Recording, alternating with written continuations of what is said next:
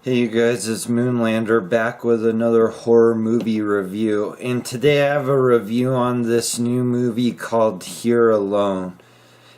And this is another zombie movie, but I'll just tell you right now, you're not going to see a zombie in this movie until like halfway through. And then even after that, you don't see that much for zombies. Just pack everything. Right now. It's gonna be okay. An incurable virus continues to ravage the population. We urge everyone to avoid human interaction. Now I read a little description written by the director that was listed in the IMDb reviews. And his words is, it's a movie about humanity and relationships.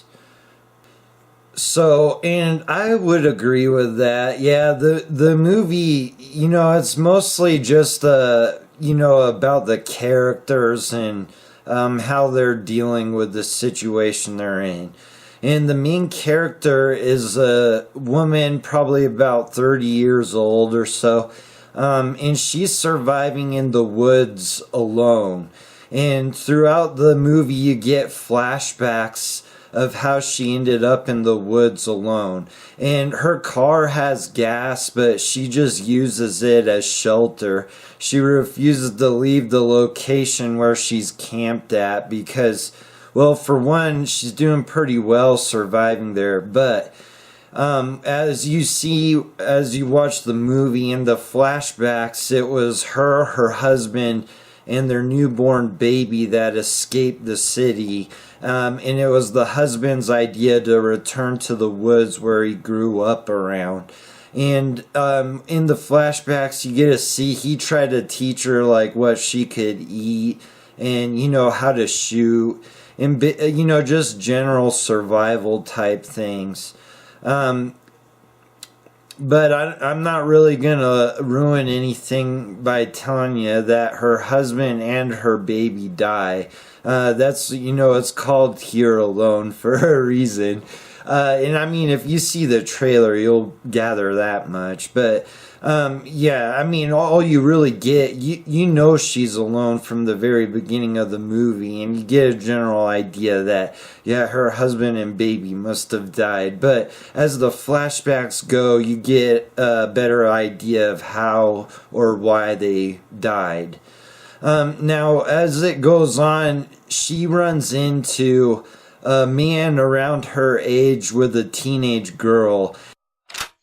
Come on. Is he infected?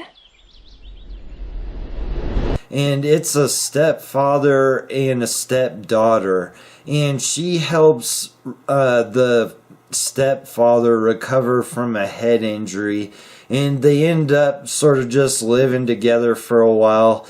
And she has the capability of getting food, and they need it. So they hang around, and then they decide they want her to come with them, and they're going to go north where they can pick up a radio transmission of somebody speaking in French. So I'm assuming it's somewhere in Canada. As I was watching this movie, they never really tell you this, but I had this terrible feeling that some sort of sexual relationship had developed between the stepdaughter and stepfather.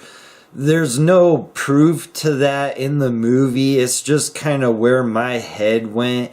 And I thought the movie turned into a really awkward kind of love triangle because the woman surviving there ends up developing feelings for the stepfather. And the stepdaughter ends up becoming jealous of it.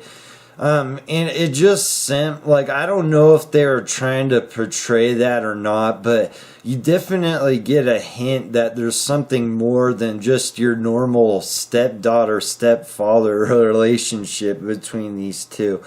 And, I wasn't a real big fan of that. And then for being a horror movie, this just isn't one. I mean, there's some small amounts of, fighting the zombies and stuff, but it's nothing spectacular, that would not even close. So if you're looking for a horror movie, I would not suggest this movie at all. It's more of a drama.